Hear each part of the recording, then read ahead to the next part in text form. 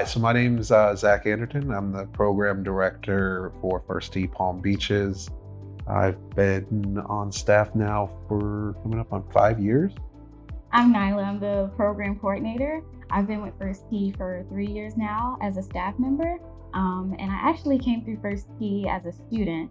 I came in high school, my sophomore year, and I joined the program with Earl and Craig Watson, who passed away last year. It was a wonderful experience, and I'm just really glad I came to the organization because my life wouldn't be where it is if I didn't. Yeah. Honor scholarship program too. Yeah. So yeah, a little history about our chapter. So I always tell people, if you actually saw the checks that we received, they don't actually say First Tee, they say Children's Golf Foundation. So that is our umbrella company. We do business as First Tee Florida Gold Coast. And then we operate our chapter as 3 separate chapters. But if you ask First Tee HQ, they're just going to tell you Florida Gold Coast. They won't say Broward, Treasure Coast, and Palm Beaches. So Children's Golf Foundation started up here at Dyer Park back in 1988, solely serving children with special needs, primarily autism, Down syndrome, and doing golf. It was 1999-2000 when they built the VA here in West Palm, which is about a 5-minute drive from here. And the VA came over and said, well, you work with children with special needs, would you work with veterans? So they started working with veterans in 2000. It wasn't until 2009 when First Tee actually came into the picture, and that's when the youth programs started. So we started working with kids from age 2 to 17, and all of that started. So you won't find any other First Tee that works with veterans. That's why we do. From there, we're the only chapter that I know of that does. And we're also one of the very few chapters that puts as big of a focus on our special needs programs, whereas most First Tee is just children 7 to 17.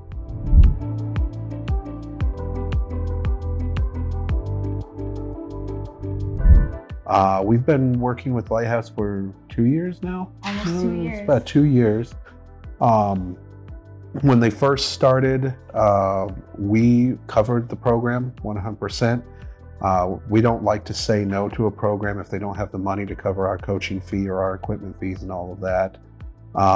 So that was initially what we did to help them out, was covering that fee. They did get a grant, and that helped cover some of Nyla's fees. We did buy some equipment to help in the program, which he'll talk about.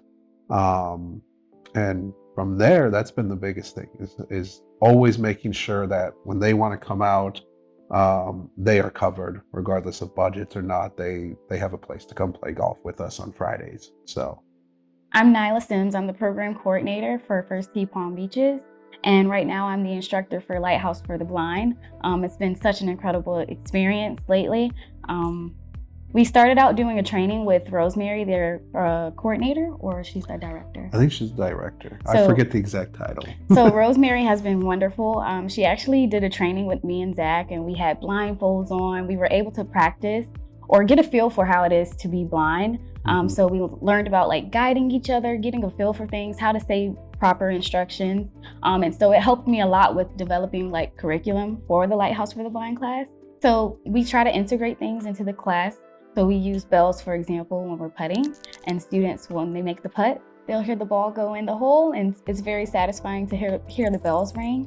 So that's a lot of fun. We've also incorporated these little sticky tabs that you place on top of the golf club so that they can feel where to put their hands, so they have the proper grip when holding the golf club. That's another thing we've incorporated into the class.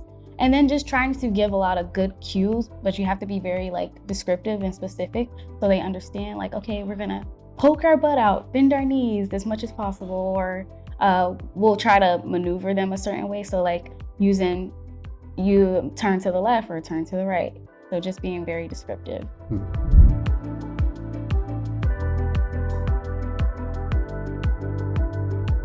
Definitely a challenge I think that we've faced is, there's a lot of baseball, for example.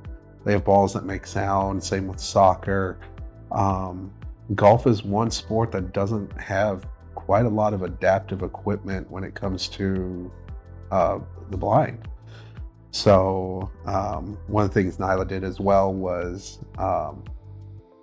we always talk about with regular players hitting the ground, making a divot, and having the divot be in front of the ball. Well, it's hard to really see if you're making the divot in the right spot or if you're even getting to the ground properly. So incorporating the hitting boards too, which gave a different feel in the hands, but also a much more auditory feedback when they would actually reach the bottom of their swing and hit the ground. So that's been a big one. Like she said, the descriptive part of it, where I think as golf instructors we definitely rely on. You see what happened there. Here's why it happened. So we've had to get away from, oh, did you see that? To, hey, your ball did this and ended up here. And then maybe even physically kind of showing the participants what they did that created that, and then correcting it and going to the correct technique to change and get what we want. Right. And then also being more hands-on. So like, guiding their swing so they have a feel for it. And then like you said with the boards provide feedback for them because they can hear the club make contact with the board. And so things like that have been really helpful. And it's just been a learning curve. It's given me insight on how to be a better coach and a better instructor, because, before I relied on being visual and, okay, did you see how that went? And so now it's more so, all right, your ball went to the right, but we can fix that. We're going to close your club face, so I'm going to change your grip and I'm going to give you a feel for this. So it's been a lot of fun, but very rewarding experience. I think for the participants too, if you're a golfer, you kind of know the sound too. So after us going through all these different things and they're able to hit a shot for the first time and hear it, and there is a feeling that you have as well in the hands, and they get that for the first time. I think that's been quite the rewarding experience. I'm sure that they're going to talk about later on, in doing something that, I'd say most everybody we teach that started out never thought that they would be on a golf course or ever even attempting golf. Yeah. So that's been, I would say, she's with them day to day, but one of my most enjoyable parts is whenever I get the chance to go out and see them, is them just absolutely enjoying the game. Reminds me of my first time on a golf course hitting a fairway or hitting a green for the first time, and that ecstatic feeling. So. Right. And then we've also had a fun time using the golf cart. So Yeah. they never thought they would be able to drive again, but we've allowed them to drive the golf carts all over the golf course, and it's just such a beautiful experience.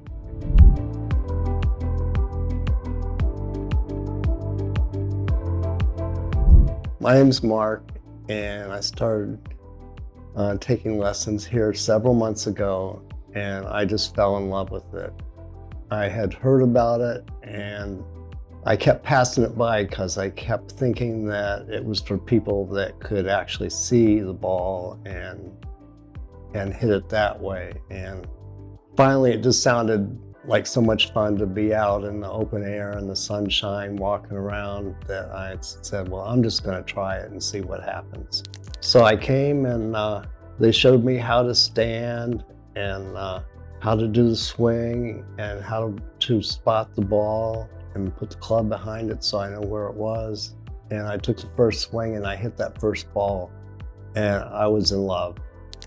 I just can't tell you how good that felt, to hit that ball and to be out doing something. And, it's a lot of fun. And they taught us how to putt and hit chip shots and drive the ball and even drive the golf cart. But they make you take a navigator along. I guess they just have no sense of adventure at all.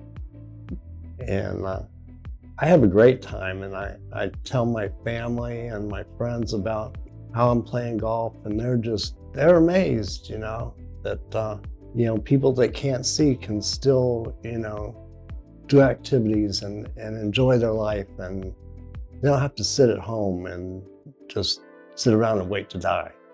You can still have a life even without vision, and that's what it's all about to me is, I'm going to enjoy my life. I'm going to find a way to do things that I can have fun with and just make the best out of the things that I have. Last year in January, I was invited to the Lighthouse. Rosemary invited whoever wanted to join to come and play golf. And so I thought, you know what, I'll go try it. And I met Ventress, so why not? If they believe that we could do this, then who am I to say I can't?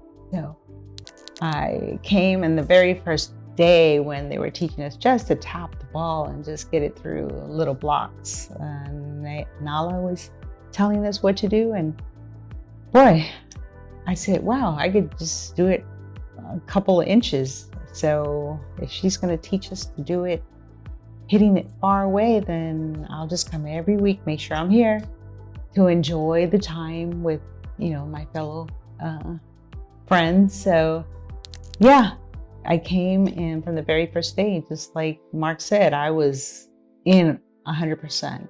And every day, every time we came, it was like, wow, an opportunity to be out there. When we walked out onto the grass, I thought it was wonderful to just, step out there like real golfers and just hit the ball even further with the, little bag that they put for us to hit first. And then every step it took, it was just fun.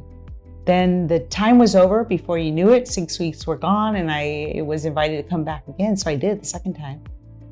And then I had to give somebody else a chance. And I encouraged people while I was at the Lighthouse, go out and try it. You won't know that you can do it until you go out there and step out and try it. So they did get more people, and I was happy that they weren't just thinking they can't do it just because they can't see or, don't have enough sight. So then I was invited to come out and participate again because I had so much fun, enjoyed it so much that they just said, you want to come out again? And sure, I'll be more than happy to. So, it was tough the first day, but I think I got it.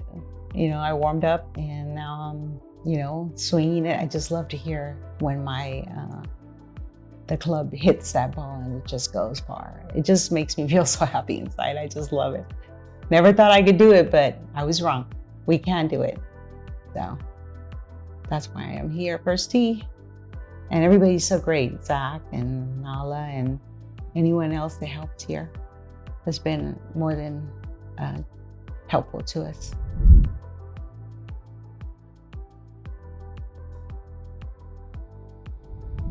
I think that, giving this a try was a big step for me because, I came here thinking that I was never going to be able to do it. There was no way I would be able to hit the ball without being able to see it.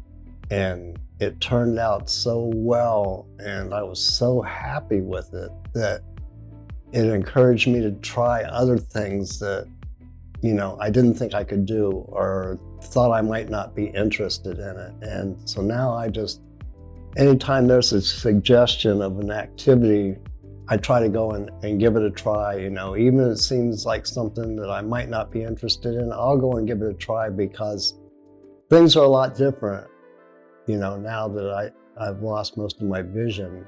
And the first time I ever tried golf, I could see. And I only did it once because I didn't think it was that much fun.